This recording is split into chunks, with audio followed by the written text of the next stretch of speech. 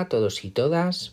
Hoy os traigo un ejercicio relacionado con equilibrios de solubilidad encuadrados dentro de los equilibrios heterogéneos.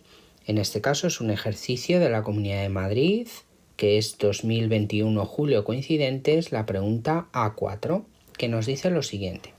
Teniendo en cuenta que el producto de solubilidad del carbonato de bario, recordad que tenemos que saber formular sales ternarias, como el carbonato de bario o el sulfato de bario, que también nos lo manda a formular, es, por una parte, recordad que las sales que son poco solubles, estas dos que tenemos aquí, son sales que son poco solubles y por lo tanto van a tener su constante asociada. En este primer caso nos dan la constante producto de solubilidad del carbonato de bario, que es 5 por 10 a la menos 9, y por otra parte no nos dan la constante producto de solubilidad, sino que nos dan la solubilidad del sulfato de bario, que es 2,45 por 10 a la menos 3 gramos partido de litro. Recordad que siempre nos tenemos que fijar abajo si tenemos más datos, en este caso nos dan las masas atómicas, tanto del oxígeno, el azufre y el bario. Bien, pues en el apartado A nos dice que formulemos los equilibrios de disociación, especificando el estado de cada especie y expresando el producto de solubilidad de cada sal en función de su solubilidad correspondiente. Bien, recordamos que nosotros cuando tenemos sales, en general las sales se disuelven en su totalidad. Por ejemplo, si nos fijamos en el cloruro sódico, sabemos que se disocia en iones sodio e iones cloruro.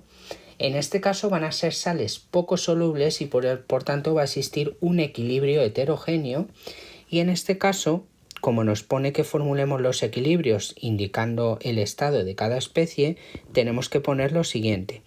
El carbonato de bario, que está en estado sólido, se encuentra en una disociación con sus iones correspondientes, que sería el bario 2+, que estaría en estado acuoso, porque está lo poco que se ha disuelto está en el agua, y por otra parte estarían los iones carbonato.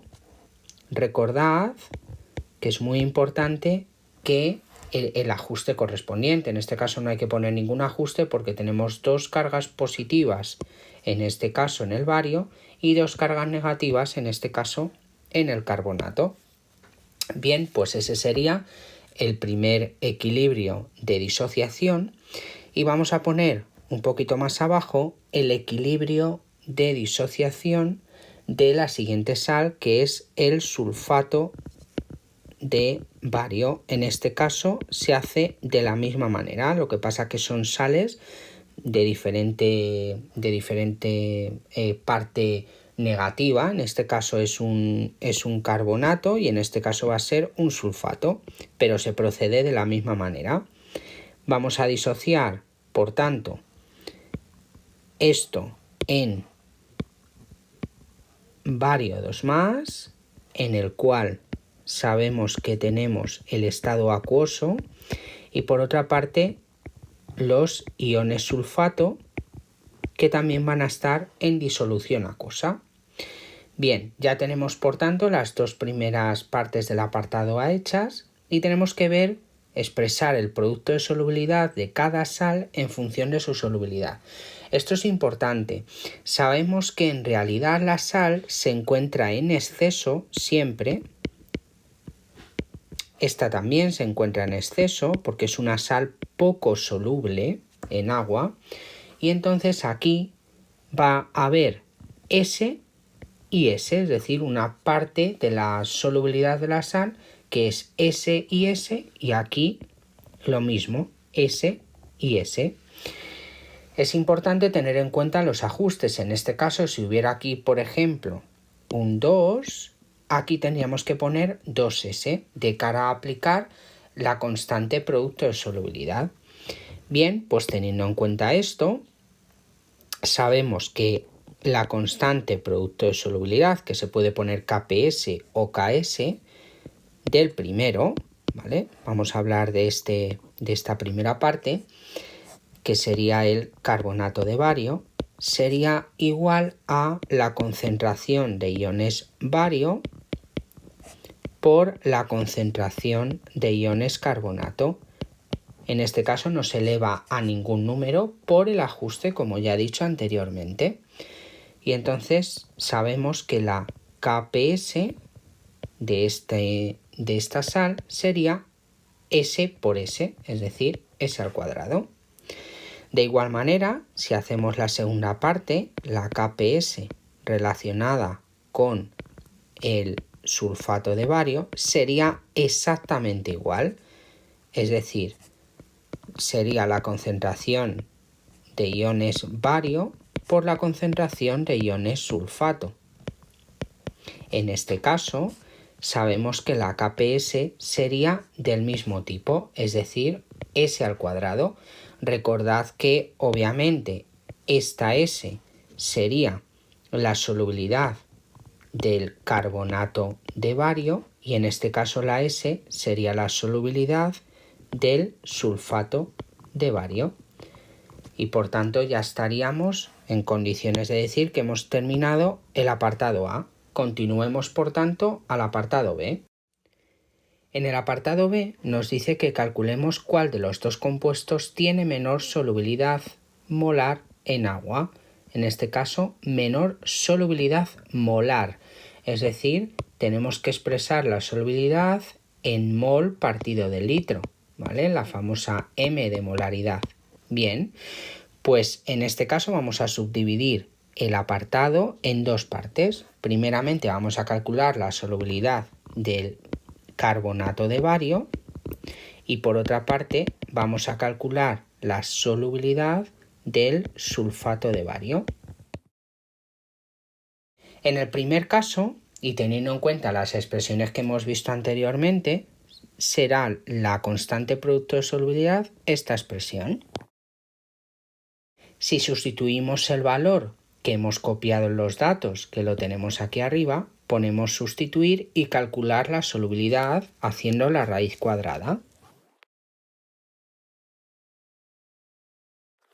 Bien, pues aquí la tenemos calculada. Nos salía una solubilidad de la parte de la sal de carbonato de bario de 7,071 por 10 a la menos 5 molar. Ahora pasamos a la parte de sulfato de bario, que ya nos están dando la solubilidad, pero para poder saber cuál tiene menor solubilidad hay que tenerlo en las mismas unidades. En este caso lo tenemos molarmente y aquí lo tenemos en gramos litro. Por lo tanto es importante saber pasar o cambiar unidades. Para eso necesitamos la masa molar del sulfato de bario, que es lo que os voy a poner a continuación y que deberéis de saber hacer. Bien, ya tenemos la masa molecular, que es de 217,4 gramos partido de mol, y ahora aplicamos un factor de conversión para calcular la solubilidad en mol partido de litro, que es lo que voy a hacer a continuación.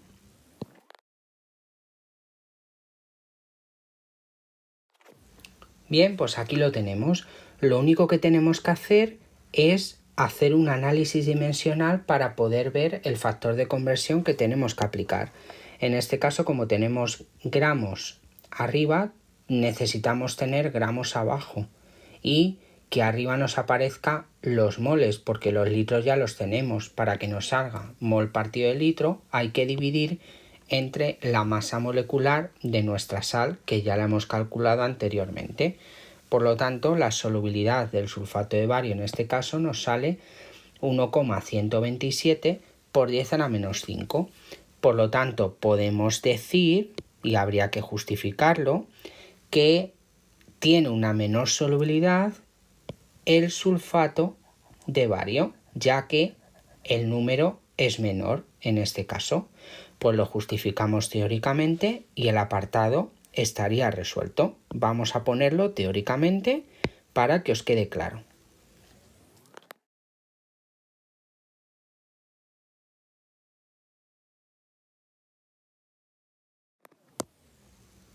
Pasamos pues al apartado C, que es enteramente teórico. En el apartado C nos pide que razonemos el efecto que produce la adición de nitrato de bario sobre cada una de las disoluciones que tenemos en el enunciado. Bien, si se añade nitrato de bario, que aquí lo tenéis formulado, ya sabéis que estaríamos perturbando un equilibrio.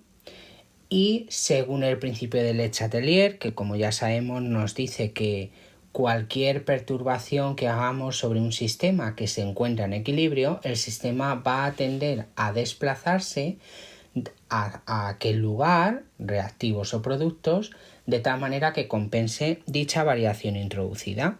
En este caso, fijaos, es justamente el efecto de ion común. Al tener un ion común, lo que hace el equilibrio de cada una de las sales es que esté desplazado hacia la formación de la sal, es decir, hacia el único reactivo que hay. Y por lo tanto, esto quiere decir que la sal se haría más insoluble, disminuyendo por tanto su solubilidad. Esa es la parte como habría que ponerlo de cara al examen, pero para que os quede más claro, os voy a poner el ejemplo correspondiente del ion común.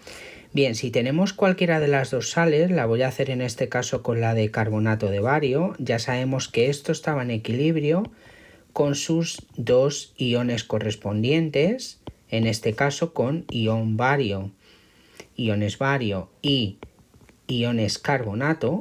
Obviamente hay que poner los estados como hemos puesto en ese apartado A. Fijaos lo que ocurre. Como estamos añadiendo nitrato de bario, estamos añadiendo en definitiva iones bario también. Por lo tanto, esto aumenta, el equilibrio por tanto se perturba, teniéndose que desplazar hacia la formación de la sal.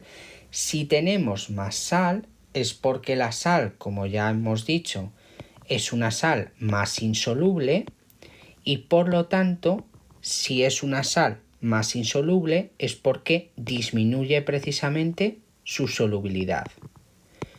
Bien, pues con esto queda justificado el apartado C y nos vemos en otro vídeo.